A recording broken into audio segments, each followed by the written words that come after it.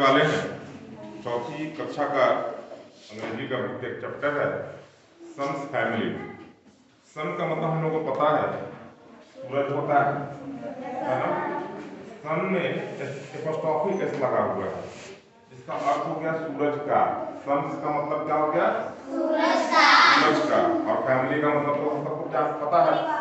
परिवार। तो सूरज का परिवार क्या है, सूरज के परिवार के सदस्य कौन कौन है, अब यह हम लोग को देखना है। वैसे इस पाठ के आरंभ में मैंने यहाँ पर कुछ नामों को लिखा है, यदि आप देख पाएंगे आपको पता चलेगा कि सूर्य के परिवार का जो सदस्य है वो सब कुछ यहाँ पर स्पष्ट लिखा हुआ। मरकरी है, Venus, Earth, Mars, Jupiter, Saturn, Uranus, Neptune और प्लूटो।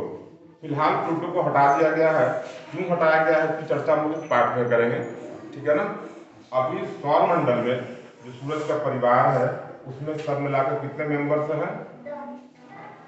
8 ग्रह हैं और एक सूरज, यानी कि 9 मेंबर्स हैं, ठीक है। देखिए क्या लिखता है, डू यू नो, क्या आप जानते हैं how many members are there in the solar system, क्या आप जानते हैं कि सोलर सिस्टम जो सौर मंडल है हमारा उसमें कितने मेंबर्स हैं? कितने मेंबर्स हैं? 8 मेंबर्स हैं। The earth is only planet with human existence ever known. और उन 8 ग्रहों में पृथ्वी यानी कि अर्थ का मतलब क्या बताया गया है? पृथ्वी यह वही ग्रह है जहां पर हम सब निवास कर रहे हैं, ठीक है ना। इन 8 ग्रहों में एकमात्र ग्रह ऐसा है पृथ्वी जहां पर अब तक यह पता चल पाया है कि मानव रहता है। हमें तो वैसे पता ही है कि पृथ्वी में मानव रह रहा, चूंकि हम सब रह रहे हैं, लेकिन इसके अलावा जो और भी दूसरे 7 ग्रह हैं वहां पर मानव है कि नहीं है यह अब तक हमारी जानकारी में नहीं है। इसलिए यहाँ पर बताया गया है कि पृथ्वी एकमात्र ऐसा ग्रह है जिसके बारे में अब तक हम यह जान पाए कि वहाँ पर मनुष्य का अस्तित्व है। किसी दूसरे ग्रह में मनुष्य का अभी तक कोई अस्तित्व का पता नहीं चल पाया। आगे पढ़े, रीड एंड एंजॉय। अब पढ़ना है और क्या करना है? आनंद लेना है। तो सबके चेहरे पर मुस्कान आनी चाहिए, है ना, ताकि यह पता भी चले कि आप इस पाठ को सुन रहे हैं तो आपको आनंद की अनुभूति हो रही है। पिछली कक्षाओं में हमने देखा है जो कुछ भी, उसमें भी यह सेंटेंस आया है रीड एंड एंजॉय। यह बार बार यह बता रहा है कि जो कुछ भी पढ़ना है कैसे पढ़ना है? आनंद लेते हुए पढ़ना है ना। चलिए, mercury is very small. Mercury का अर्थ क्या बताया मैंने? बुध बताया है। सौर मंडल में कितने ग्रह हैं? 8 ग्रह हैं। उन 8 ग्रहों में जो बुध है, जो सबसे छोटा ग्रह भी कहा जाता है, ठीक है ना, वह बहुत छोटा बताया गया यहाँ पर, almost nothing at all.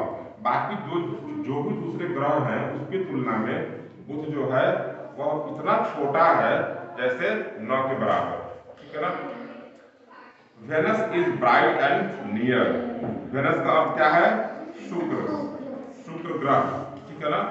Venus चमकीला है और बहुत पास का ग्रह है ना।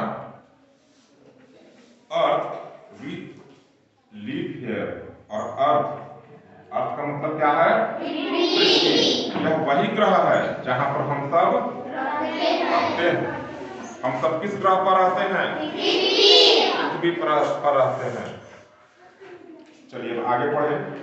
Mars is red. मार्स यानी कि मंगल ग्रह है ना। मंगल ग्रह को लाल ग्रह भी पुकारते हैं, पता होगा आपको। मंगल ग्रह को क्या पुकारते हैं? लाल ग्रह पुकारते हैं।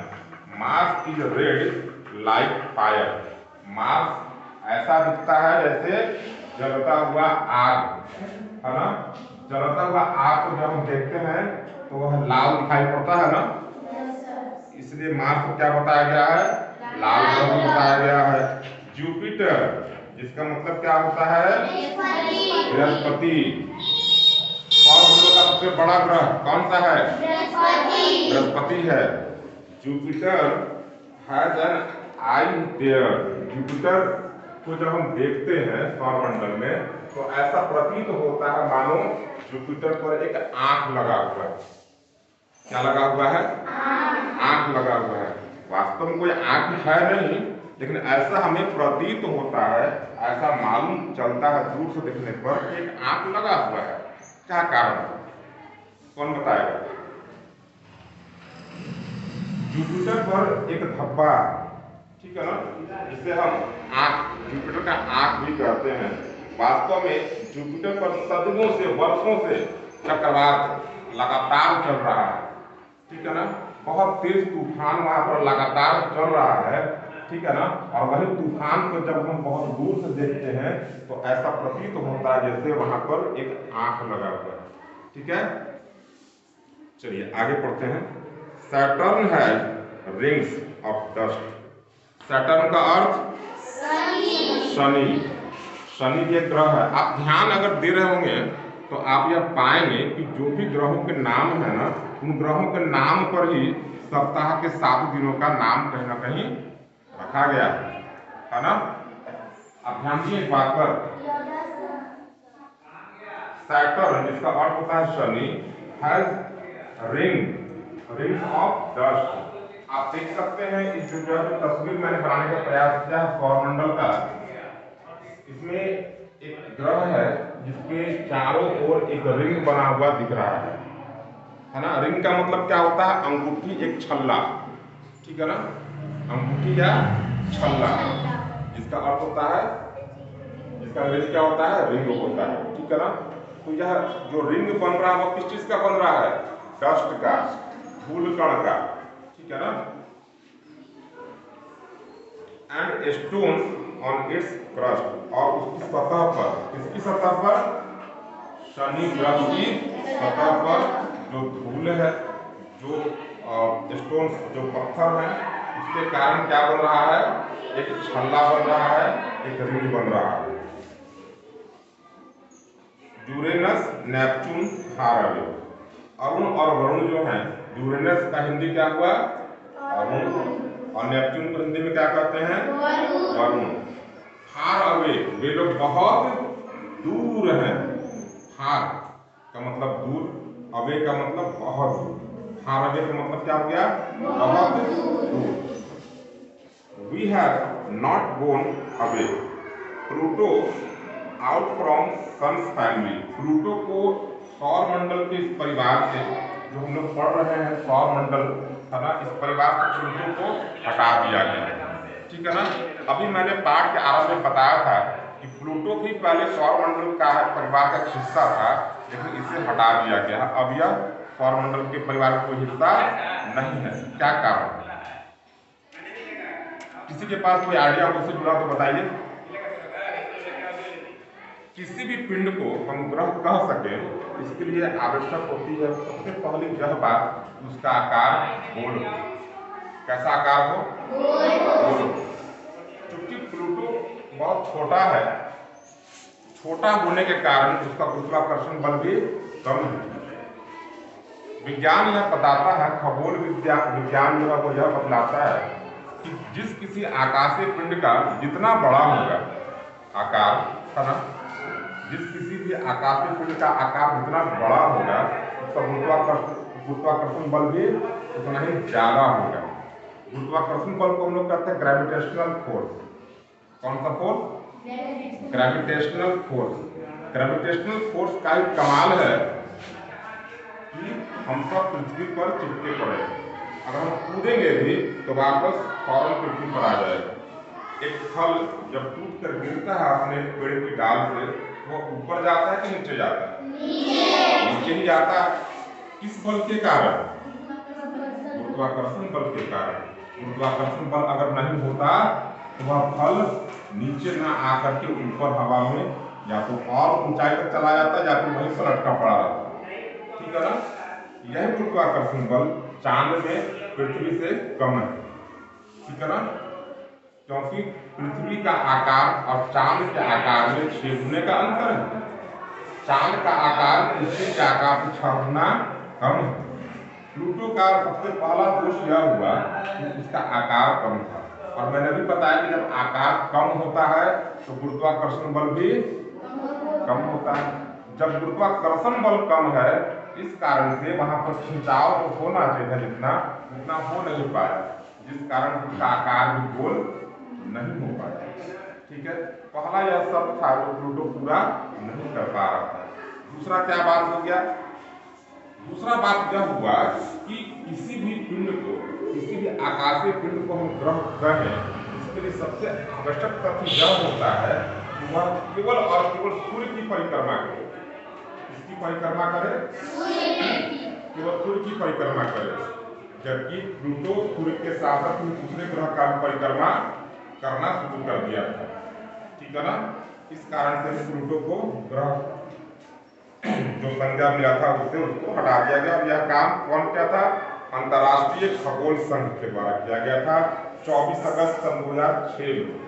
24 अगस्त सन 2006 के पहले प्लूटो को भी हम सौरमंडल का मेंबर एक तरह से माना करते थे, लेकिन अंतर्राष्ट्रीय खगोलीय संघ जब 24 अगस्त 2006 को यह सिद्ध कर दिया कि प्लूटो में कुछ खामियां हैं जो ग्रह का जो भी विशेषता है उससे पृथक करता है इसको, इस कारण से उसको एक ग्रह की संज्ञा से हटा दिया गया। ठीक है ना?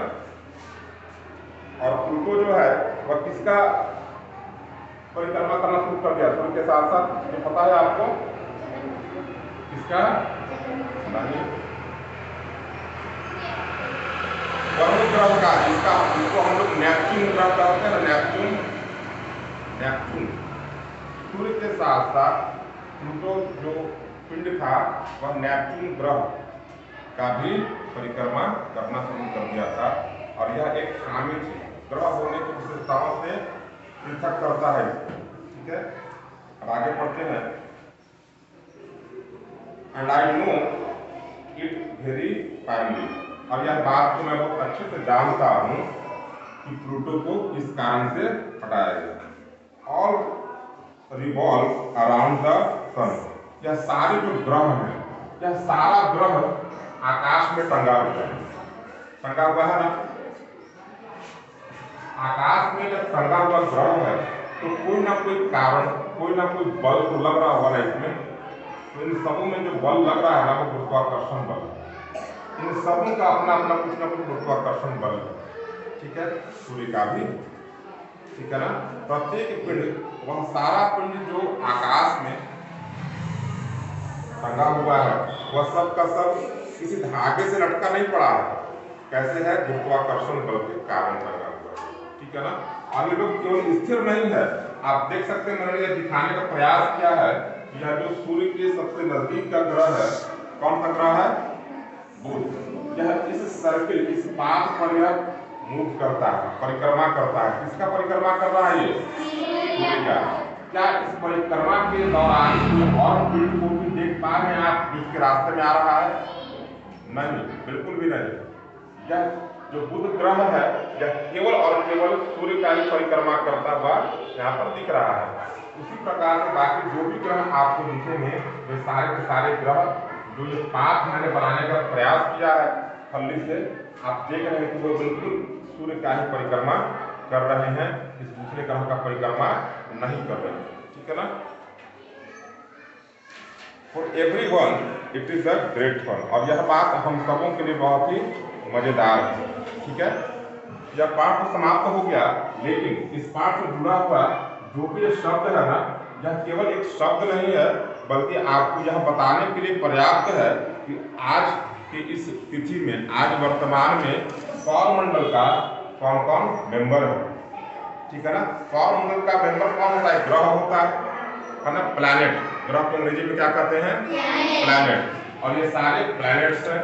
यहाँ पर हमने 9 लिखा है क्योंकि इस पाठ में 9 का जिक्र था, लेकिन 9वां जो है ना प्लूटो, उसको किसी कारण से हटाया गया।